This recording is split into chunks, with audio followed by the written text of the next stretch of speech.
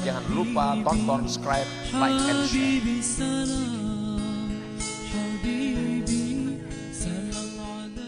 Khalli qalbak anis sifatil madhmumah al-bahimiyyati was-sabu'iyyati wasyaitaniyati war-rabbaniyah wa halliha bi sifatil ubudiyah yukshaf lakal hijab alladzi fik fatarallaha akbar wa azhara kulli syai'.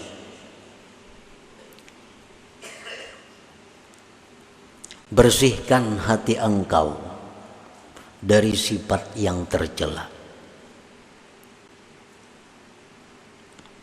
baik sifat kebinatangan, sifat kebuasan, sifat syaitan, sifat ketuhanan yang ada dalam hati kita itu mesti dihilangkan, karena itu yang menghalangi kita daripada musyahadah.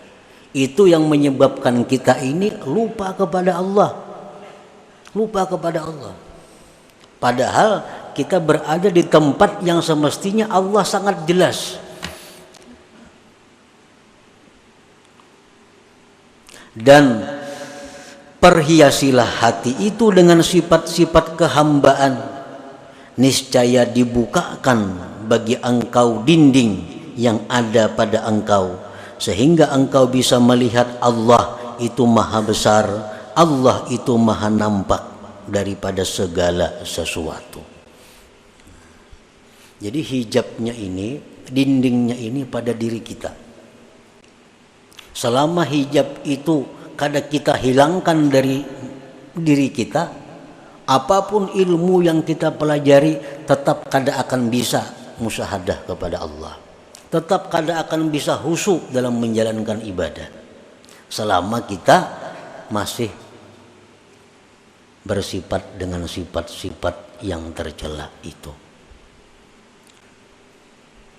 Ini masih ada hubungannya dengan hikmah yang ke-32 minggu dahulu. Ini telah disebutkan pada minggu dahulu bahwa yang utama bagi engkau itu adalah menghilangkan keaiban diri engkau. Itu yang utama. Amalan-amalan nang pacang bakaramat, amalan-amalan nang pacang sugih, amalan-amalan nang pacang dihormati orang, kada usah digawe kalau masih kita punya sifat-sifat yang tercela. Amalan hendak masuk surga kada usah dibaca kalau masih ada pada diri kita sifat yang tercela. Cari amalan yang bisa menghilangkan sifat tercela itu.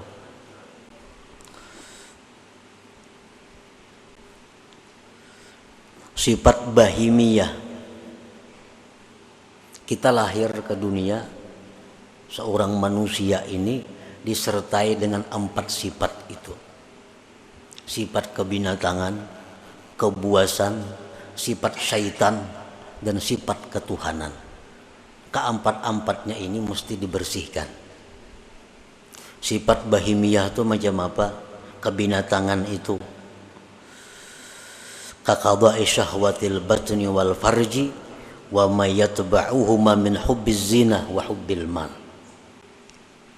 Sifat kebinatangan yang ada pada diri kita ini adalah selalu ingin meluluskan syahwat perut dan syahwat kemaluan. Ini sifat kebinatangan. Nang jadi prioritasnya adalah makan dan kawin. Bahasa kitanya itu. Pikirannya nih makan lawan kawin. Nah ini sifat kebinatangan yang menyebabkan kita kada kau ingat lawan Tuhan.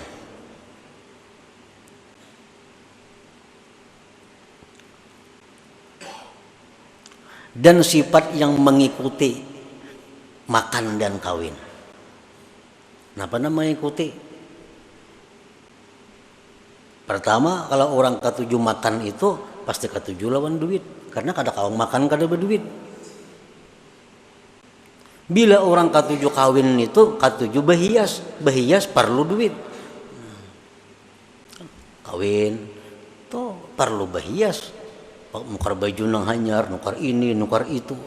beraksi supaya dilirik orang, supaya diketujui orang, berhias, berdandan, biaya mahal.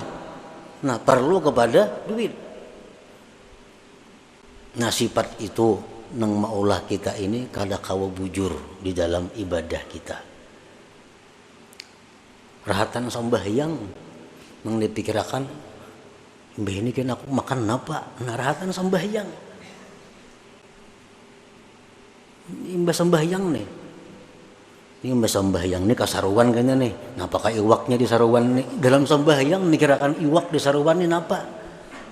Nah, ini sifat kebinatangan. Nah, itu nang kita bujurakan. Jadi amun ada amalan-amalan nang supaya hilang, nang supaya bersih kita dari sifat kebinatangan, itu amalan nang perlu kita amalkan. Misalnya ada amalan bila kita baca ini kita akan bisa mengendalikan nafsu kita. Nah, itu amalan yang paling bagus dibaca. Kada usah minta amalan yang ilmu laduni, kada usah. Kada usah minta amalan supaya doa mustajab, kada usah. Kada usah minta amalan supaya rezeki datang, kada usah. Selama dalam diri kita ada sifat yang tercela. Sifat kebuasan, kal ghadab, seperti marah. Marah tuh buas. Sedikit-sedikit sari, sedikit-sedikit sari. Nah, orang nang penyarikan ini terdinding juga, kada akan bisa musyahadah kepada Allah. Kal ghadab wa adamir ra'fati war rahmah, ketiadaan sayang kepada makhluk Allah, itu sifat kebuasan. Sifat syaitaniyah, kal hasadi, seperti dengki. Dengki ini sifat syaitan. Syaitan sangat dengki kepada kita karena kita ini adalah manusia yang diberi Allah macam-macam keistimewaan, dan ingin selalu berusaha menghilangkan keistimewaan yang ada pada diri kita itu. Apalagi sifat syaitan itu idmarisu, menyembunyikan kejahatan di dalam dirinya. Syaitan tuh pikirannya supaya orang tuh ke neraka itu aja. Nah, jadi pikiran syaitan itu supaya orang tuh tak masuk neraka, supaya orang itu maksiat. Nah, kalau dalam diri kita ini ada pikiran supaya orang itu kalah daripada kita, supaya orang itu rugi, kita nang untung, supaya orang itu sakit, kita nang nyaman. Nah, selama pikiran itu ada pada diri kita, berarti kita ini ada sifat syaitan. Sifat syaitan. Dan itu mendinding kita daripada ingat kepada Allah. Wa sifatur rabbaniyah, sifat ketuhanan itu apa? Sifat ketuhanan itu kal isti'la, seperti hendak berkuasa.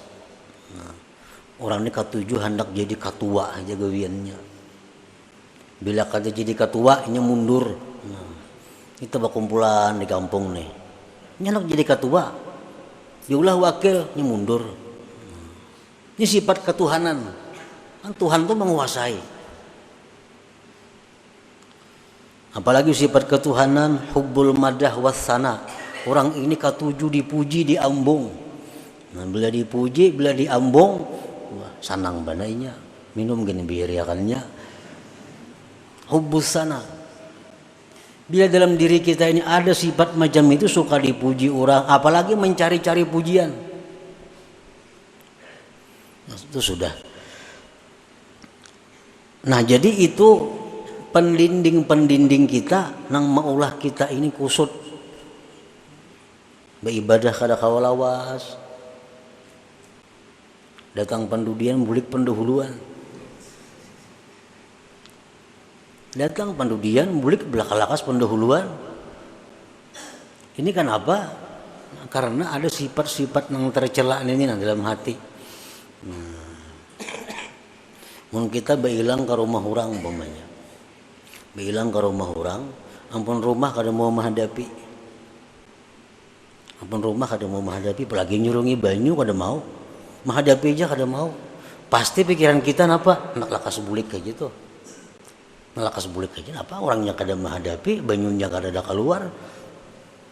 Nah kayak itu juga kita beribadat di majelis taklim, di masjid. Kalau Allah itu berpaling dengan kita, nak lakas tu bulik. Kenapa? Ini ampunnya kada menghadapi.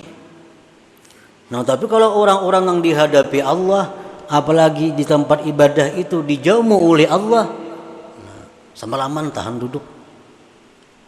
Nah, karena orang ini dihadapi Allah, dijauh oleh Allah, artinya bisa menyaksikan mata hatinya kepada Allah Subhanahu wa taala. Dan ini kebanyakan kita. Mengapa aja urusan kebaikan nak lakas tuntung. Bila urusan kebaikan pasti hendak lakas tuntung. Model kada sanggup itu menghadapi. Nah, kenapa? Karena Allah berpaling. Ini kada bisa melihat. Mata hatinya kada kuntak. Nah, karena terdinding oleh sifat-sifat yang kebinatangan yang berkuasa dalam diri kita. Nah kemudian lagi sifat. Jangan lupa tonton, subscribe, like, and share.